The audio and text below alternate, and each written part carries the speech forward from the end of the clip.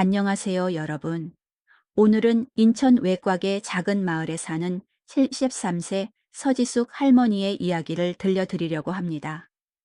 평생을 일만 하며 아들 키워온 지숙 할머니는 지금 혼자 작은 집에서 텃밭을 가꾸며 살아가고 있었습니다. 멀리서 들려오는 기차 소리, 이른 새벽마다 울어대는 닭소리만이 그녀의 벗이었죠. 언뜻 보기엔 평화로워 보이지만 사실 그 고요함 속에는 깊은 외로움과 지난 세월의 상처가 숨어 있었습니다. 지숙 할머니는 매일 새벽 5시면 눈을 떴습니다. 바람에 흔들리는 커튼 사이로 스며드는 새벽빛을 보며 한숨을 내쉬는 것이 하루의 시작이었죠. 뜨거운 차 한 잔을 마시며 아직도 곁에 있을 것만 같은 남편을 떠올리곤 했습니다. 하지만 세상을 떠난 지 이미 10년. 지금은 사진 속 미소만이 남아있을 뿐이었습니다. 여러분, 이 평범해 보이는 할머니의 일상에 믿기 힘든 사건이 찾아옵니다.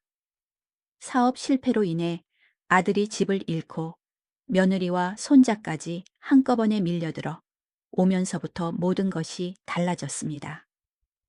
그리고 그때부터 지숙 할머니는 자신의 존재가 이 가족 안에서 어떤 의미인지 뼈저리게 깨닫게 되죠. 평생 참고 살아온 그녀가 결국 어떤 결심을 하게 되었을까요? 그리고 그 결심은 그녀의 인생을 어떻게 바꾸어 놓았을까요? 지금부터 서지숙 할머니의 숨막히는 가족 이야기와 통쾌한 반전이 시작됩니다. 이야기 들어가기 전에 구독 버튼 한번 꼭 눌러주시면 큰 힘이 됩니다. 더 많은 사연과 이야기를 전해드릴 수 있도록 여러분의 응원이 필요합니다. 자, 그럼 시작하겠습니다. 한숨 같은 평온한 새벽은 오래가지 않았습니다. 어느 날 지숙 할머니의 전화기가 울렸습니다. 수화기 너머로 들려온 목소리는 큰아들 한민수의 떨리는 목소리였습니다. 엄마, 나 망했어. 단 두 마디의 지숙의 가슴은 무너져 내렸습니다. 민수는 할머니의 가장 큰 자랑이었습니다. 서울에서 대학을 마친 뒤 외식업에 뛰어들었고 지숙은 마지막 남은 밥까지 팔아 아들의 미천을 마련해 주었죠. 하지만 이번에는 달랐습니다.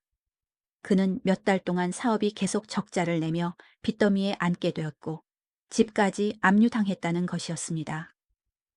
엄마, 며칠만 우리 식구 잠깐만 지내면 안 될까? 아들의 간절한 부탁에 지숙은 눈을 감았습니다. 잠깐만이라는 말이 사실은 끝을 알 수 없는 시간일지도 모른다는 걸 알았지만 피부티를 외면할 수는 없었습니다. 그날 저녁 민수는 아내 유혜진과 9살 난 아들 한지훈을 데리고 돌아왔습니다. 낡은 여행 가방 몇 개와 지친 얼굴뿐이었습니다. 낡은 나무 대문을 들어서는 순간 고요했던 마당은 왠지 낯설게 흔들렸습니다. 처음엔 지숙도 스스로 다독였습니다. 어차피 가족이잖아. 잠깐만 견디면 되지.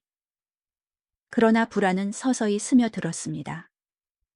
저녁 식탁에서 혜진은 아무 도움도 주지 않고 소파에 앉아 휴대폰만 붙들었고 지훈은 신발을 아무렇게나 벗어던진 채 치킨 먹고 싶어 라며 고래고래 소리를 질렀습니다.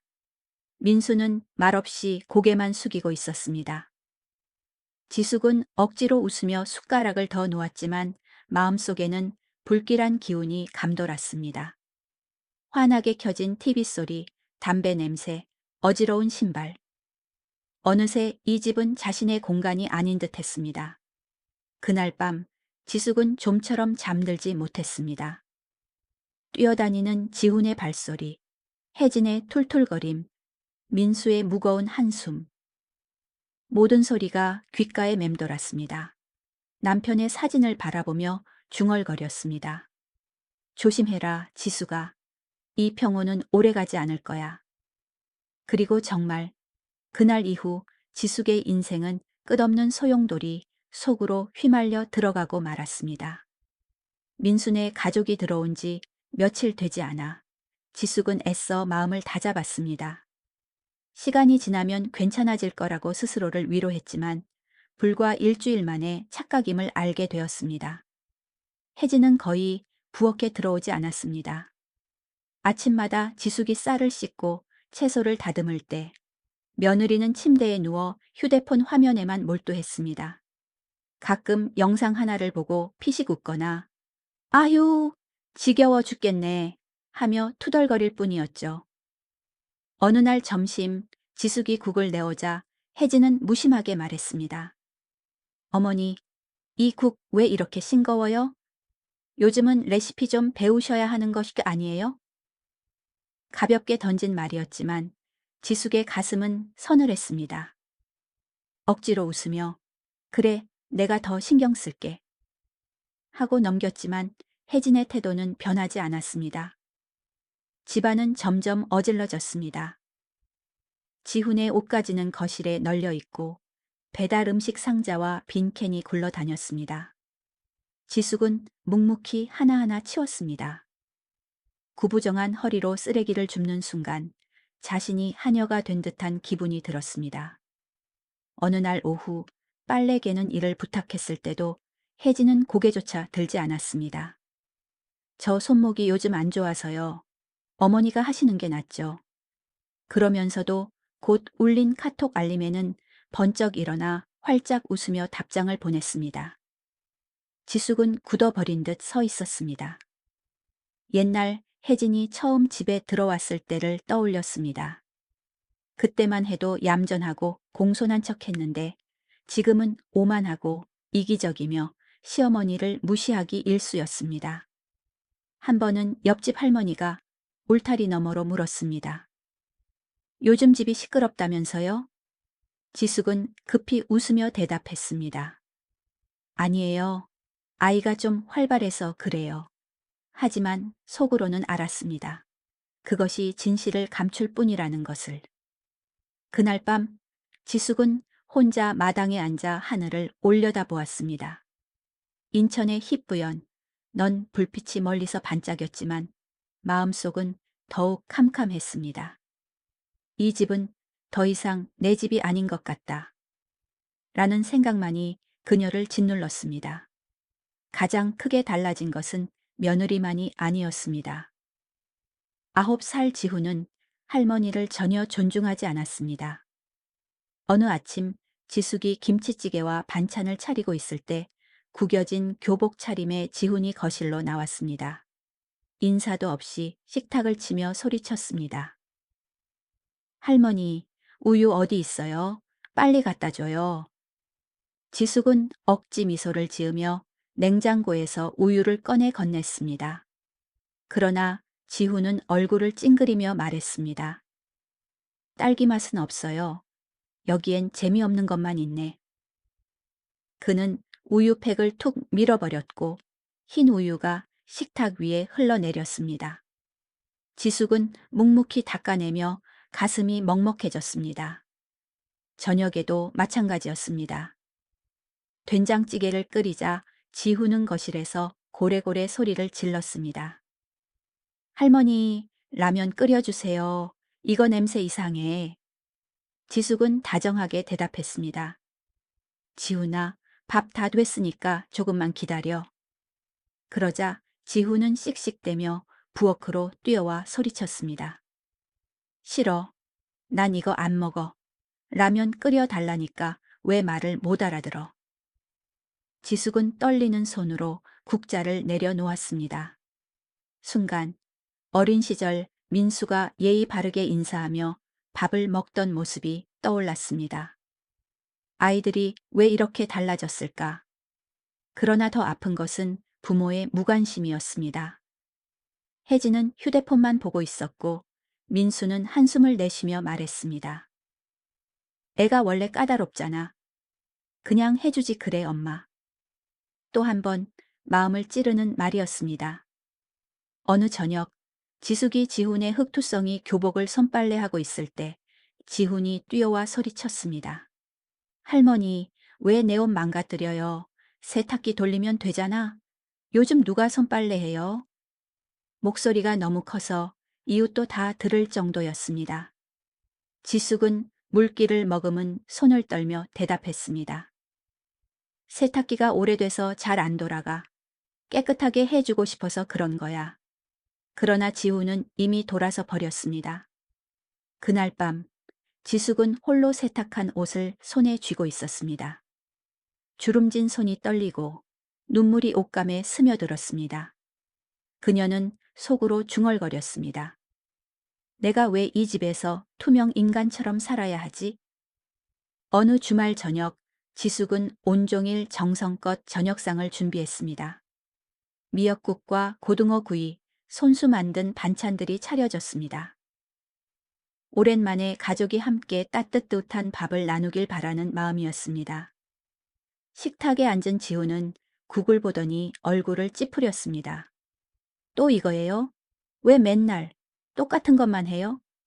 치킨은 없어? 지숙은 차분히 달래듯 말했습니다. 지훈아, 오늘은 특별한 날은 아니지만 할머니가 정성껏 준비했단다. 한번 먹어보렴. 그러나 지훈은 밥그릇을 밀쳐내더니 갑자기 손에 들고 있던 그릇을 바닥에 내던졌습니다. 쨍그랑. 그릇이 산산조각 나며 밥알이 사방에 흩어졌습니다. 지숙의 몸은 그대로 굳어버렸습니다. 떨리는 손으로 바닥에 흩어진 밥알을 하나하나 주워 담는 동안 날카로운 조각에 손가락이 베어 피가 배어 나왔습니다. 그 순간에도 혜진은 눈을 떼지 않은 채 휴대폰을 바라보며 중얼거렸습니다. 애가 아직 어려서 그래요. 그냥 치우세요. 민수 역시 한숨을 쉬며 말했습니다. 엄마, 애가 원래 까다로운 거 알잖아. 알잖아요? 그냥 치킨 시켜주면 되잖아요. 그 말은 지숙의 가슴을 깊이 찔렀습니다. 평생을 바쳐 키운 아들이 이제는 어머니의 수고와 정성을 값싸게 치부해버린 것입니다. 밖에서는 이웃이 그릇 깨지는 소리를 듣고 고개를 내밀었습니다. 요즘 애들은 왜 저렇게 버릇이 없을까? 하지만 지숙은 황급히 문을 닫아 부끄러운 광경을 감췄습니다. 그날 밤 피 묻은 손을 감싸 쥔 채 마루에 앉아 있던 지숙은 눈물을 흘렸습니다. 내가 왜 이런 대접을 받아야 하지? 나는 도대체 이 집에서 어떤 존재일까? 그녀는 알았습니다. 이것은 단지 시작일 뿐이라는 것을. 밥그릇이 산산조각 난 그날 밤 지숙은 한참을 어둠 속에 앉아 있었습니다. 모두가 잠든 집 안에서 똑딱거리는 시계 소리만 울려 퍼졌습니다. 거칠게 감싼 손에는 피가 배어 나왔지만 몸의 통증보다 마음의 상처가 더 깊었습니다. 스스로를 달래듯 중얼거렸습니다. 그래도 가족이잖아. 참아야지. 피부틴데 어떻게 내칠 수 있겠어. 그러나 지훈이 밥그릇을 내던지던 모습, 혜진의 차가운 눈빛, 민수의 무심한 한숨이 떠오를 때마다 눈물이 흘러내렸습니다. 예전에는 달랐습니다. 남편이 살아있을 때는 밥상마다 웃음소리가 가득했고 어린 민수는 예의 바르게 아버지, 어머니 잘 먹겠습니다 라며 고개를 숙였죠. 하지만 지금은 같은 밥상이 원망과 짜증 그리고 깨진 그릇 소리로 가득 차 있었습니다. 어느 날 이웃이 김치를 가져다 주며 물었습니다. 할머니, 얼굴이 왜 이렇게 상했어요? 지숙은 억지 미소로 대답했습니다. 아이고, 그냥 요즘 좀 바빠서 그래요. 집안의 수치를 밖으로 내보일 수는 없었습니다. 그날 밤 서랍 속에서 남편의 낡은 손수건을 꺼냈습니다. 지숙 헤어츠 영호라는 글씨가 수놓인 손수건을 뺨에 대며 중얼거렸습니다. 영호야, 나 참 잘 버티고 있는 거 맞지? 그러나 속으로는 알고 있었습니다. 이건 더 이상 고귀한 인내가 아니라 치욕적인 굴종일 뿐이라는 것을. 그럼에도 불구하고 새벽 5시. 지숙은 여전히 일어나 밥을 지었습니다. 충혈된 눈으로 국을 끓이고 밥을 차리면서도 억지로 미소를 지었습니다. 웃음 뒤에 울음이 숨어 있음을 누구도 눈치채지 못했습니다. 그녀는 마음속으로 되묻고 있었습니다. 내가 정말 가족을 위해 참고 있는 걸까? 아니면 두려움 때문에 내 자리를 잃을까봐 붙잡고 있는 걸까? 늦가을 아침, 지숙은 부엌에서 김치찌개를 끓이고 있었습니다. 김이 모락모락 피어올라 눈시울이 뜨거웠지만 속으로는 중얼거렸습니다. 그래도 맛있게 먹어주겠지. 그때 지훈이 들어왔습니다. 세수도 하지 않은 채 의자에 털썩 앉더니 밥그릇을 보며 얼굴을 찌푸렸습니다. 할머니, 또 이거예요? 진짜 지겨워 죽겠네. 지숙은 미소 지으며 달랬습니다. 지훈아, 그래도 한 숟가락 먹어보렴. 할머니가 정성껏 만들었단다. 그러자 지훈은 갑자기 자리에서 일어나더니 퇴 하고 침을 뱉었습니다. 차가운 침방울이 지숙의 뺨을 타고 흘러내렸습니다. 순간 시간이 멈춘 듯 집안은 얼어붙었습니다. 지숙은 돌처럼 굳어버린 채 떨리는 목소리로 겨우 말했습니다. 지훈아, 그건 하면 안 되는 거야. 그 순간 방문이 벌컥 열리며 혜진이 나왔습니다. 헝클어진 머리, 화난 얼굴로 외쳤습니다. 어머니, 지금 뭐 하시는 거예요? 감히 우리 애한테 손을 대요? 지숙이 해명하기도 전에 혜진의 손바닥이 번개처럼 날아와 뺨을 후려쳤습니다. 짝! 하는 소리가 집안을 가득 메웠습니다. 지숙은 휘청이며 뺨을 감쌌습니다. 뜨겁고 쓰라린 통증이 눈물로 번졌습니다. 혜진은 고함쳤습니다. 요즘 세상에 애한테 그러면 학대예요. 내가 경찰에 신고할 거예요. 이미 휴대폰을 꺼내 번호를 누르고 있었습니다. 그때 민수가 방에서 나와 상황을 보더니 깊은 한숨을 내쉬며 말했습니다. 엄마가 요즘 너무 예민하신 것 같아. 그냥 애 좀 놔두면 안 돼요? 지숙은 그대로 굳어 서 있었습니다. 누군가 변호해 주길 바랐지만 아들마저 등을 돌린 순간 모든 것이 무너졌습니다. 귀에는 혜진의 고함과 지훈의 킥킥거림만 맴돌았습니다. 지숙은 벽에 걸린 남편의 사진을 바라보며 속삭였습니다. 영호야? 내가 뭘 잘못한 걸까? 햇살은 창밖에서 여전히 비추고 있었지만 지숙의 마음속은 이미 어둠으로 가득했습니다. 혜진의 따귀가 울려 퍼진 뒤 집안은 숨막히는 정적에 잠겼습니다. 지숙은 화끈거리는 뺨을 감싼 채 아들을 바라봤습니다.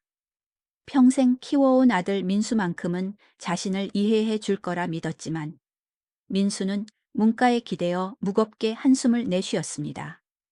엄마, 요즘 세상에 그렇게 애한테 하시면 안 돼요. 너무 구식이에요. 그 말은 번개처럼 가슴을 찔렀습니다. 지숙은 떨리는 목소리로 변명했습니다. 민수야, 할머니가 된장찌개 끓이는데 지훈이가 침을 뱉었어. 내가 뭘 잘못했니? 하지만 민수는 눈길을 피하며 중얼거렸습니다. 엄마가 너무 예민하게 받아들이시는 거예요. 애들은 원래 그럴 수도 있잖아요. 순간 지숙의 기억 속에 어린 민수의 모습이 스쳤습니다. 8살 생일날 장터에서 힘겹게 번 돈으로 운동화를 사 주었을 때 아들이 울먹이며 했던 말. 엄마, 평생 효도할게요.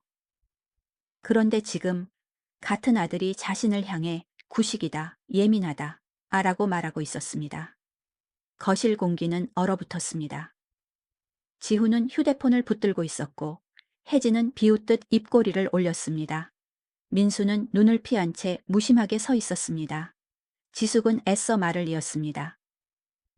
민수야, 네가 아버지 없이도 여기까지 올 수 있었던 게 누구 덕분인지 잠시만이라도 생각해봐라. 그러나 민수는 짧게 답했습니다. 엄마, 그만하세요. 요즘은 다르게 살아야 해요. 잔소리하지 마세요. 그 말은 칼날처럼 깊이 파고들었습니다. 그날 밤 지숙은 불 꺼진 방 안에서 시계 초침 소리를 들으며 생애 처음으로 아들에게서도 철저히 버림받았다는 절망을 느꼈습니다. 그날로부터 이틀 뒤 지숙은 믿을 수 없는 전화를 받았습니다. 여기는 아동보호센터입니다. 신고가 접수되어 조사가 필요합니다. 차갑고 기계적인 목소리에 손이 떨렸습니다. 그날 오후 2명의 직원이 집에 찾아왔습니다. 안경을 쓴 10대 여성 조사관이 노트를 펴며 말했습니다. 서지숙 씨, 맞으시죠? 손주 한지훈 군에 대한 아동학대 의혹으로 조사를 진행해야 합니다. 지숙은 눈앞이 아찔해졌습니다. 아니에요. 저는 그저 손주가 잘못해서 타이른 것뿐이에요. 제가 어떻게 아이를 학대하겠어요? 그러나 조사관의 눈빛은 차갑기만 했습니다. 사실대로 말씀해 주셔야 합니다. 요즘 시대에는 훈육과 폭력을 명확히 구분해야 합니다. 지숙은 범죄자가 된 듯한 기분이 들었습니다. 아이가 침을 뱉어 타일렀을 뿐이라 애써 설명했지만 누구도 귀 기울이지 않았습니다. 옆에 서 있던 혜진은 팔짱을 낀 채 냉소적으로 말했습니다. 보셨죠? 어머니가 평소에도 애를 심하게 대하세요. 제가 증인이에요. 민수는 고개를 숙인 채 아무 말도 하지 않았습니다. 그 무심한 침묵이 오히려 지숙의 가슴을 더 깊이 찔렀습니다. 창밖에서 이웃들이 힐끔거리며 수군거렸습니다. 어머, 저 집에 무슨 일 있나 봐. 그 소리에 지숙의 얼굴은 불타듯 달아올랐습니다. 조사관은 차갑게 서류를 건네며 말했습니다. 곧 추가 조사가 있을 겁니다. 손에 쥔 종이는 흔들렸고 글자가 눈앞에서 번져 보였습니다. 지숙은 의자에 주저앉아 속으로 중얼거렸습니다. 내가 평생 지켜온 이름이 이제는 아동학대범으로 불리게 되는 걸까? 일주일 뒤 지숙은 다시 전화를 받았습니다. 추가 조사를 위해 다시 방문하겠습니다. 냉정한 목소리였지만 이번에는 한층 무거웠습니다. 그날 오후 조사관이 다시 찾아와 서류를 펼쳤습니다. 그리고 단호하게 말했습니다. 아이의 담임 선생님, 그리고 이웃 주민들로부터 증언을 들었습니다. 아이가 학교에서 자주 욕설을 하고 화를 내며 부모로부터 관심을 거의 받지 못하고 있다고 합니다. 혜진의 얼굴이 하얗게 질렸고 민수는 고개를 숙였습니다. 조사관은 이어서 말했습니다. 또한 의료 기록을 확인한 결과 지훈 군은 지난 1년 동안 정기 검진조차 받지 못했습니다. 예방 접종도 누락된 부분이 있습니다. 말 한마디 한마디가 날카로운 칼날처럼 꽂혔습니다. 지숙의 가슴은 쓰라렸지만 동시에 불같은 분노가 치밀었습니다. 조사관은 마지막으로 서류를 덮으며 말했습니다. 아버지인 한민수 씨가 작년에 도박 중독 치료를 받은 기록이 있습니다. 사업 실패도 이와 관련이 있음을 확인했습니다. 순간 공기는 얼어붙었습니다. 민수는 얼굴이 굳은 차에 중얼거렸습니다. 그건 잠깐 실수였을 뿐입니다. 그러나 변명은 허공에 흩어졌습니다. 혜진도 떨리는 목소리로 말했습니다. 저는 우울증 때문에 그랬어요. 일부러 그런 건 아니에요. 조사관은 냉정하게 결론을 내렸습니다. 분명한 건 아이의 정서적 방임과 가정 내 언어 폭력이 부모 쪽에서 지속적으로 발생해 왔다는 겁니다. 지숙은 손을 떨며 가만히 앉아 있었습니다. 하지만 가슴 속에서는 불길이 타올랐습니다. 자신을 모함했던 이들이야말로 진짜 가해자라는 사실이 드러났기 때문이었습니다. 그녀는 이를 악물며 속으로 다짐했습니다. 이제 더 이상 참지 않겠다. 그날 밤 지숙은 혼자 방 안에 앉아 있었습니다. 바람이 문틈으로 스며들고 멀리서 개 짖는 소리가 들려왔습니다.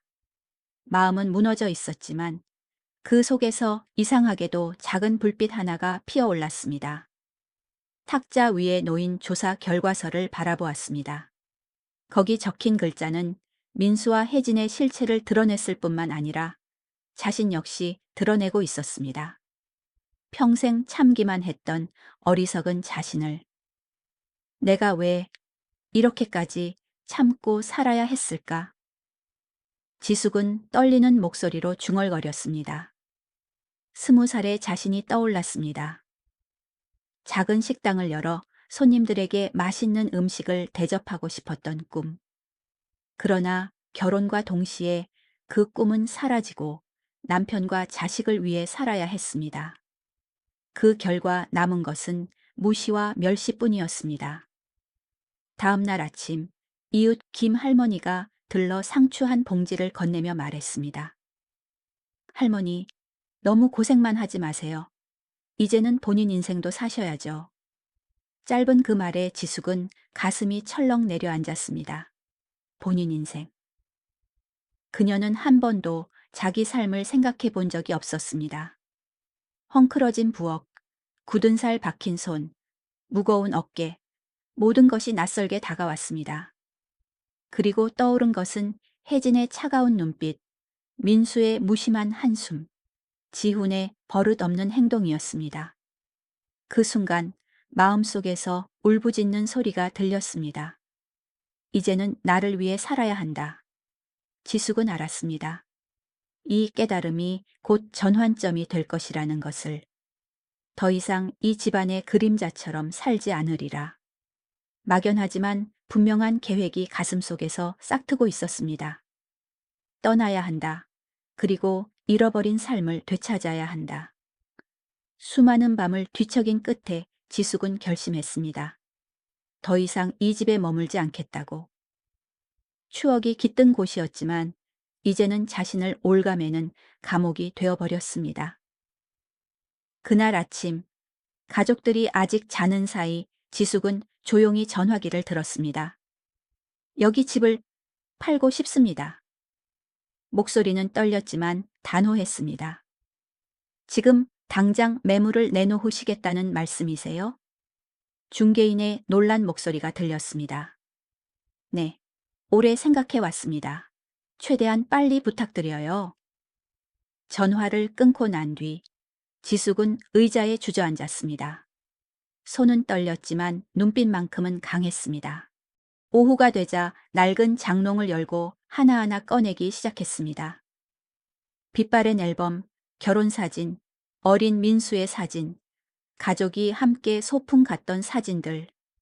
모든 것이 아름다운 기억이었지만 동시에 오늘의 고통을 떠올리게 했습니다.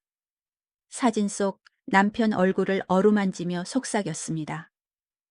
영호야, 이 집을 떠나려 해. 네가 함께 있던 추억이 가득하지만 이제는 내 삶을 지켜야 할 때야. 눈물이 차올라 멈칫하기도 했지만 곧 혜진의 싸늘한 따귀, 민수의 구식이다 라는 말, 지훈이 밥그릇을 내던지던 장면이 떠올랐습니다. 마음속 연약함은 금세 결연함으로 바뀌었습니다. 낡은 냄비와 옷까지 이불 등을 모아 중고 시장에 내다 팔았습니다. 손에 쥔 몇 장의 지폐는 적었지만 그것은 오롯이 자신의 힘으로 얻은 것이었습니다. 부엌을 정리하다 오래된 식탁을 바라보았습니다. 수많은 모욕과 눈물이 쏟아졌던 자리. 지숙은 손을 얹고 쓸쓸히 웃으며 중얼거렸습니다. 이제 이 식탁 위에서 울 일은 없겠지. 그날 밤 창밖으로 반짝이는 인천의 불빛을 바라보며 지숙은 오랜만에 어깨가 가벼워짐을 느꼈습니다. 이제 진짜 시작이야. 내 삶을 찾으러 가야 해. 그녀는 스스로에게 다짐했습니다. 집이 매물로 나갔다는 사실은 금세 퍼졌습니다. 며칠 뒤 중개인이 계약서를 들고 왔고 그 서류를 본 혜진의 얼굴이 하얗게 질렸습니다. 어머니, 이게 뭐예요? 집을 판다고요? 날카로운 목소리에 두려움이 섞여 있었습니다. 지숙은 차를 홀짝이며 담담히 대답했습니다. 그래, 이 집은 곧 내 것이 아니게 될 거야. 소식을 들은 민수는 허둥지둥 달려와 어머니 손을 붙잡았습니다. 엄마, 갑자기 이러시면 안 돼요. 우리 갈 데가 어디 있다고. 혜진은 결국 무릎을 꿇으며 울부짖었습니다. 제발요, 어머니. 아이도 있는데 우린 갈 곳이 없어요. 한 번만 생각을 바꿔주세요. 그러나 지숙의 목소리는 차갑게 울려 퍼졌습니다. 내가 뺨을 맞고 학대범 취급을 받을 때 너희는 어디 있었니? 그때는 아무도 날 지켜주지 않았지. 민수는 눈물을 삼키며 더듬거렸습니다. 엄마, 우리가 잘못했어요. 다시는 안 그럴게요. 하지만 지숙은 고개를 저었습니다. 늦었어. 이 집은 이미 팔렸어. 너희 인생은 너희가 책임져. 혜진은 흐느끼며 땅에 엎드렸고 민수는 고개를 떨군 채 말이 없었습니다. 그러나 지숙의 눈빛은 흔들리지 않았습니다. 이제 그녀는 더 이상 그들의 울음이나 변명에 묶이지 않는 사람이었습니다. 부모의 애원이 통하지 않자 지우는 처음으로 엉엉 울며 할머니의 옷자락을 붙잡았습니다. 할머니, 제발 가지 마요. 다시는 안 그럴게요. 제가 잘할게요. 할머니 없으면 싫어요. 작은 어깨가 들썩이며 방 안에 울음소리가 가득했습니다. 지숙의 가슴이 철렁 내려앉았습니다. 순간 눈앞의 지훈은 버릇없는 손자가 아니라 사랑받고 싶어 몸부림치는 어린아이였습니다. 그녀는 떨리는 손으로 손주의 머리를 쓰다듬으며 속삭였습니다. 지훈아, 할머니도 너를 사랑한단다. 하지만 이젠 할머니가 떠나야 해. 싫어. 할머니 같이 가요. 지훈은 더 세차게 울부짖었습니다. 지숙은 눈을 감았습니다. 그리고 마음속 깊이 새겨진 상처, 침을 뱉던 날, 라면을 외치던 날, 며느리의 싸늘한 따귀, 이 모든 기억이 그녀를 붙잡았습니다. 그녀는 손자를 꼭 안아주며 마지막 인사를 남겼습니다. 언젠가 네가 크면 오늘의 일을 기억하겠지. 그땐 네가 할머니 마음을 이해할 거야. 이윽고 지숙은 손자의 작은 손을 조심스레 풀어내고 일어섰습니다. 눈물이 차올랐지만 그녀의 눈빛은 더 이상 흔들리지 않았습니다. 손자를 향한 사랑조차 이제는 자신의 삶을 막을 수 없었습니다. 지숙이 집을 떠나던 날 서울 하늘은 잿빛 구름으로 뒤덮여 있었습니다. 그러나 그녀의 마음은 오히려 밝게 빛나고 있었습니다. 낡은 가방 몇 개, 서류와 오래된 앨범 하나. 그것이 전부였습니다. 문을 나서기 전 지숙은 마지막으로 집안을 둘러보았습니다. 비파랜 벽, 오래된 식탁, 삐뚤어진 가족 사진들. 행복했던 순간도 있었지만 수많은 눈물과 모욕이 스며든 공간이었습니다. 잘 있어라. 다시는 돌아오지 않으마. 짧은 속삭임에 결연함이 담겼습니다. 버스는 서울을 벗어나며 점점 빌딩을 뒤로 두고 푸른 들판과 아득한 산들이 창밖에 펼쳐졌습니다. 지숙의 가슴은 가벼워졌고 보이지 않던 쇠사슬이 풀려나가는 듯 했습니다. 몇 시간 후 강가에 자리한 작은 마을에 도착했습니다. 붉은 기와지붕이 얹힌 소박한 집, 마당에는 들국화가 바람에 흔들리고 있었습니다. 낡은 나무 문을 열자 나무 향과 흙 냄새가 밀려왔습니다. 더 이상 고함 소리도 그릇 깨지는 소리도 없었습니다. 오직 새소리와 바람소리만이 집안을 채웠습니다. 지숙은 가방을 내려놓고 마당으로 나갔습니다. 흙을 손에 쥐고 깊게 숨을 들이켰습니다.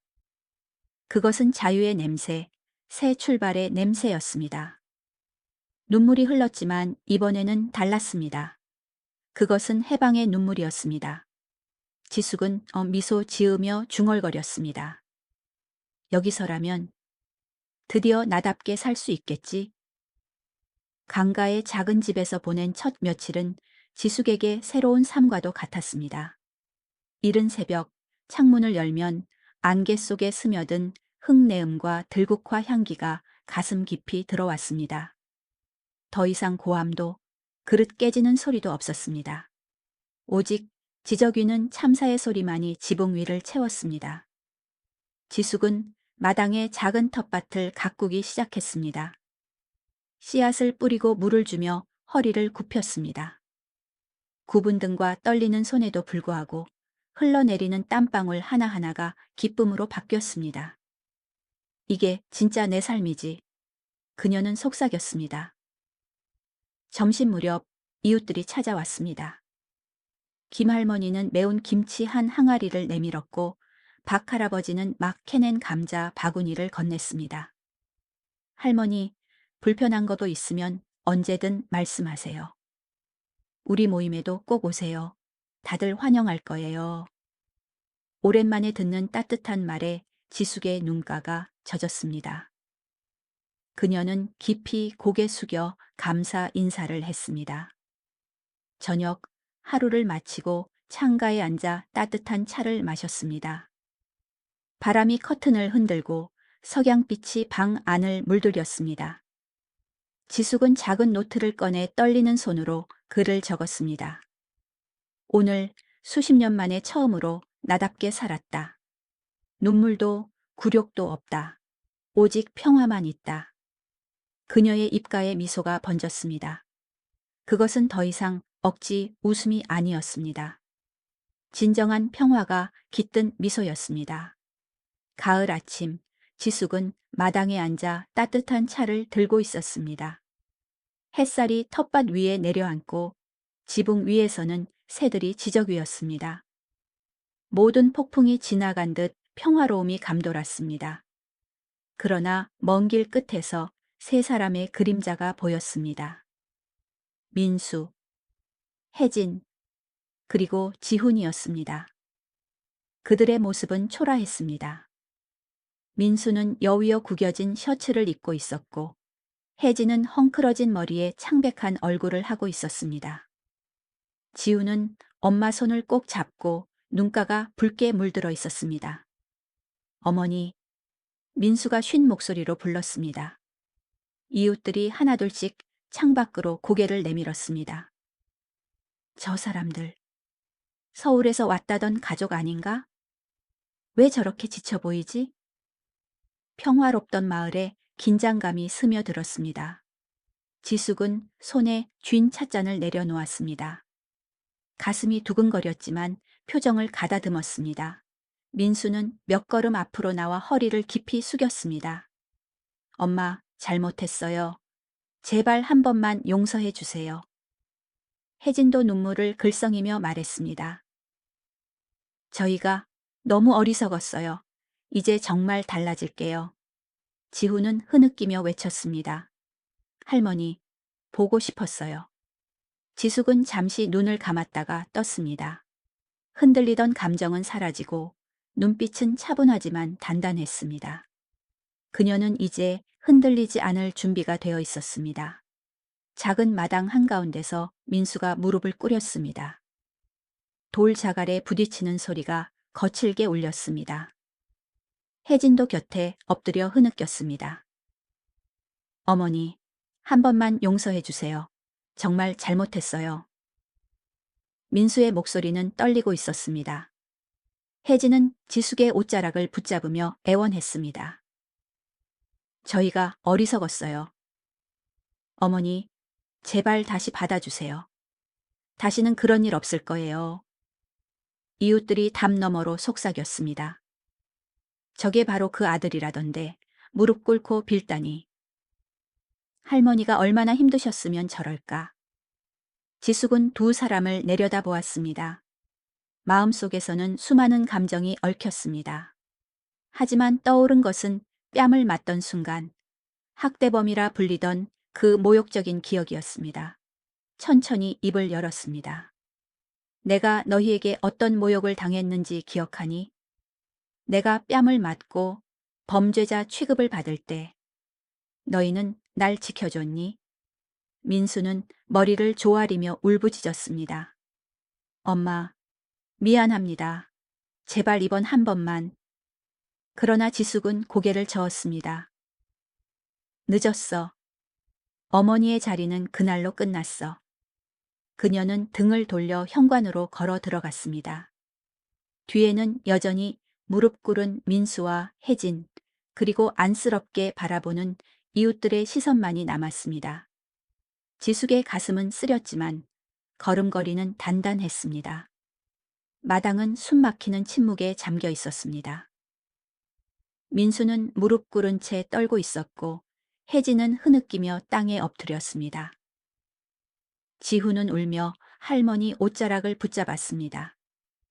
그러나 지숙은 곧은 자세로 서서 눈빛을 매섭게 빛냈습니다. 그녀는 천천히 발걸음을 내디디며 단호하게 말했습니다. 너희가 내 자식이라 불리던 시간은 끝났다. 난 더 이상 너희의 어머니가 아니다. 순간 공기는 얼어붙었습니다. 민수는 얼굴이 굳은 차에 중얼거렸습니다. 엄마, 그런 말씀은 하지 마세요. 저희가 잘못했지만 엄마는 엄마잖아요. 지숙의 눈빛은 차가웠습니다. 어머니라는 이름으로 난 평생 참았다. 하지만 그 이름으로 난 수없이 짓밟혔다. 이제 그 굴레를 벗는다. 혜진은 오열하며 땅에 머리를 박았습니다. 지훈은 옷자락을 붙잡고 흐느꼈습니다. 할머니, 저한테만은 할머니잖아요. 지숙은 흔들리는 가슴을 억누르며 손자의 손을 부드럽게 떼어냈습니다. 지훈아, 언젠가 이해하게 될 거야. 하지만 지금은 할머니가 떠나야 해. 그녀는 마지막으로 민수와 혜진을 바라보며 선언했습니다. 오늘 이후로 내 삶에는 너희가 없다. 난 이제 오직 나 자신을 위해 산다. 담 너머에서 지켜보던 이웃들은 숨을 죽였습니다. 그러나 그 눈빛 속에는 놀람과 함께 묵직한 존경이 섞여 있었습니다. 지숙은 마침내 사슬을 끊어낸 사람이었습니다. 말을 끝낸 지숙은 천천히 돌아서서 현관으로 걸어갔습니다. 민수와 혜진은 여전히 마당에 무릎 꿇은 채 울부짖고 있었지만 지숙은 단 한 번도 뒤돌아보지 않았습니다. 낡은 나무 문이 끼익 소리를 내며 닫혔고 이어 철컥하는 빗장의 소리가 울렸습니다. 바깥에서는 흐느낌이 이어졌지만 집 안에는 무거운 고요만이 감돌았습니다. 문에 손을 얹은 채 지숙은 잠시 서 있었습니다. 어깨가 미세하게 떨렸습니다. 그것은 평생을 묶어두었던 끈을 스스로 끊어낸 순간이었습니다. 공허함이 밀려왔지만 동시에 알 수 없는 해방감이 가슴을 채웠습니다. 그녀는 부엌으로 가서 조심스레 차를 따랐습니다. 뜨거운 김이 안경을 흐리게 했습니다. 작은 탁자에 앉아 자신의 심장 소리에 귀를 기울였습니다. 느리지만 또렷한 박동. 그래, 이제 끝이다. 나는 더 이상 과거에 묶여있지 않다. 그녀는 낮게 중얼거렸습니다. 밖의 울음소리는 점점 멀어졌고 오직 바람에 흔들리는 들국화 소리만 들려왔습니다. 지숙은 잔을 들어 차를 한 모금 삼켰습니다. 쓴맛이 먼저 스쳤지만 곧 은근한 단맛이 뒤따랐습니다. 늙은 눈가에 잔잔한 빛이 번졌습니다. 아직 마음 한구석이 아팠지만 지숙은 알았습니다. 이제 그녀의 발걸음은 과거로 돌아가지 않을 것임을. 다음 날 아침 지숙이 문을 열자 몇몇 이웃들이 서 있었습니다. 김 할머니는 갓 딴 채소 바구니를 안고 있었고 박 할아버지는 김이 모락모락 나는 따뜻한 죽을 들고 있었습니다. 할머니, 어제 많이 힘드셨죠? 그래도 이제는 혼자가 아니에요. 김 할머니가 손을 꼭 잡으며 말했다. 박 할아버지도 고개를 끄덕였습니다. 저희가 다 봤습니다. 그동안 얼마나 고생하셨는지 알 것 같아요. 여긴 모두가 어머니 편입니다. 지숙의 목이 메어왔습니다. 평생 들어온 것은 원망과 비난뿐이었는데 오늘은 피 한 방울 섞이지 않은 사람들이 따뜻한 말을 건네고 있었습니다. 그녀는 깊이 고개를 숙였습니다. 정말 감사합니다. 이런 따뜻한 말 저는 처음 받아봅니다. 또 다른 이웃이 나서서 말했습니다. 할머니, 여기서는 편히 지내세요. 어려우면 언제든 말씀하세요. 지숙의 눈가에 눈물이 흘렀습니다. 그러나 이번 눈물은 고통의 눈물이 아니었습니다. 그것은 감사와 위로의 눈물이었습니다. 그녀는 채소 바구니를 소중히 받으며 이웃들과 함께 마당에 앉았습니다. 작은 감자 하나, 파 한 줄기에도 온기가 스며 있었습니다. 그 순간 지숙은 깨달았습니다. 잃은 가족은 있었지만 대신 새로운 가족을 얻었다는 것을.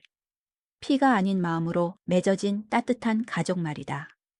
며칠 뒤 지숙이 텃밭을 가꾸고 있을 때 김할머니가 조심스레 다가왔습니다. 할머니, 혹시 들으셨어요? 서울에서 온 아드님 부부 말인데요. 지숙은 손을 멈추고 조용히 바라보았습니다. 요즘 아주 힘들게 지낸다더군요.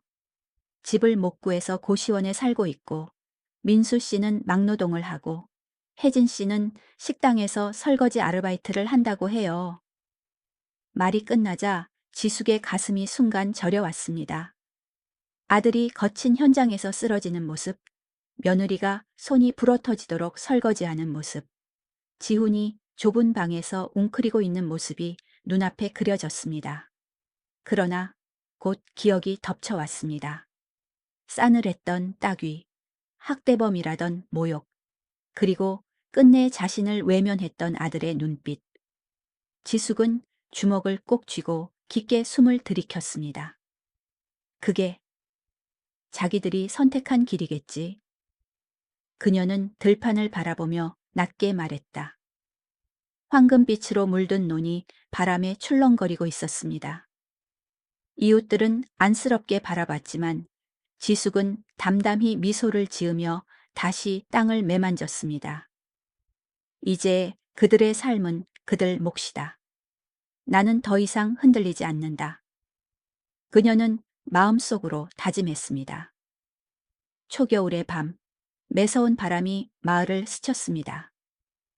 지숙이 창가에 앉아 등잔불을 밝히고 있을 때 문 밖에서 작은 소리가 들렸습니다. 그녀가 현관에 나서자 희미한 달빛 아래 낯익은 그림자가 보였습니다. 혜진이었습니다. 얇은 코트는 어깨가 찢어져 있었고 머리는 흐트러져 있었습니다. 얼굴은 헬쑥했고 입술은 푸르게 질려 있었습니다. 지숙을 보자마자 혜진은 울음을 터뜨리며 차가운 땅바닥에 무릎을 꿇었습니다. 어머니, 제발 한 번만 우리를 불쌍히 여겨주세요. 저 이제 다 버렸습니다. 다시 시작하고 싶습니다. 바람 소리에 섞인 목소리는 처절했습니다. 지숙은 잠시 흔들렸습니다. 눈앞의 혜진은 더 이상 거만한 며느리가 아니라 한없이 무너진 여인이었습니다. 그러나 기억이 그녀를 붙잡았습니다. 텔레비전 앞에 드러눕던 모습, 자신을 때리던 손, 학대범이라던 목소리. 지숙은 낮게 숨을 내쉬며 단호히 말했습니다. 너의 눈물은 늦었어. 나는 이미 내 길을 선택했다. 혜진은 고개를 숙인 채 울부짖었고 지숙은 잠시 바라보다가 등을 돌렸습니다. 낡은 나무 문이 끼익 소리를 내며 닫혔습니다. 달빛 아래 남은 것은 눈물로 얼룩진 혜진의 모습뿐이었습니다.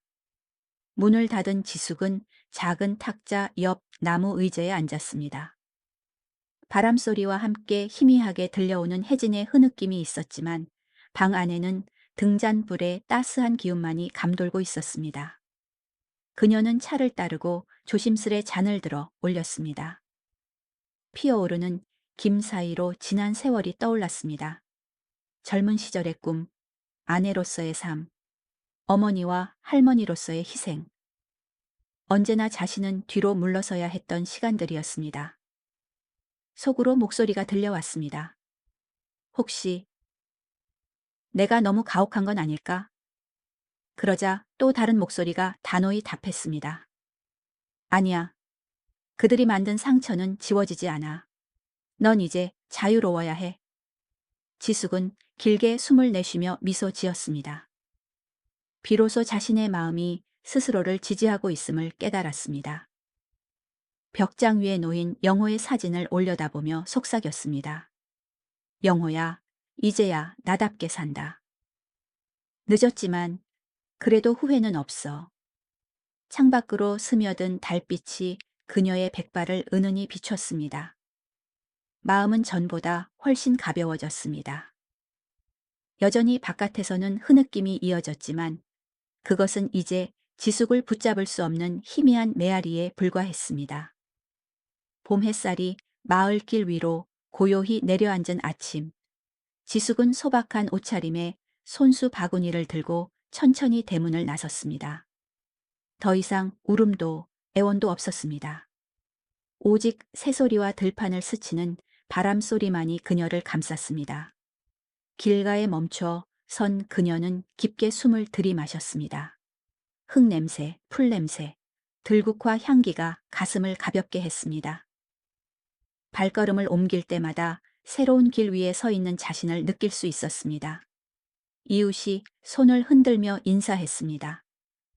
할머니, 오늘 장에 가세요?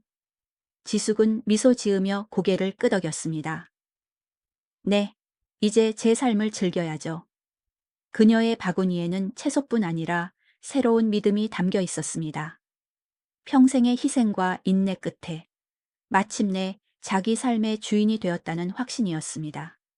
지숙은 하늘을 올려다보며 마음속으로 속삭였습니다. 나는 더 이상 누구의 그림자도 아니다. 이제야 진짜 내 인생이 시작된다. 그녀의 입가에는 잔잔한 미소가 번졌습니다. 그것은 더 이상 상처 속에서 짓는 억지 웃음이 아니라 자유를 선택한 이의 만족스러운 웃음이었습니다. 앞으로 이어진 길은 끝없이 펼쳐져 있었고 지숙은 당당히 걸어갔습니다. 이제 그녀의 삶은 오롯이 그녀 자신만의 것이었습니다. 지숙의 이야기는 한 어머니의 비극을 넘어 평생을 남에게만 내어주며 자신을 잊고 살아온 한 사람이 어떻게 깨어나는지를 보여줍니다. 그녀는 늘 참으며 언젠가 가족이 이해해 줄 것이라 믿었습니다. 그러나 현실은 희생이 사랑으로 돌아오지 않고 멸시와 이용으로 이어졌습니다. 결국 과감히 끊고 떠나야만 지숙은 잃었던 자유와 평온, 그리고 존엄을 되찾을 수 있었습니다. 이 메시지는 우리 모두, 특히 성인과 노년 세대에게 깊은 울림을 줍니다. 가족은 소중하지만 반드시 정의와 사랑을 의미하지는 않는다. 때로는 자신을 지키고 존중하는 것이 진정한 평화로 가는 길입니다. 누구도 가족이라는 이름으로 우리의 인생을 짓밟을 권리는 없습니다. 혹시 멸시당하거나 외면받은 순간이 있었다면 인생은 언제든 다시 시작할 수 있다는 것을 기억하세요. 스스로의 가치를 존중하고 늦었다고 느껴도 새로운 길을 걸어가세요. 행복은 결코 늦지 않습니다. 들어주셔서 감사합니다. 언제나 평안하시고 마음 가득 따뜻함과 기쁨이 함께 하시길 바랍니다.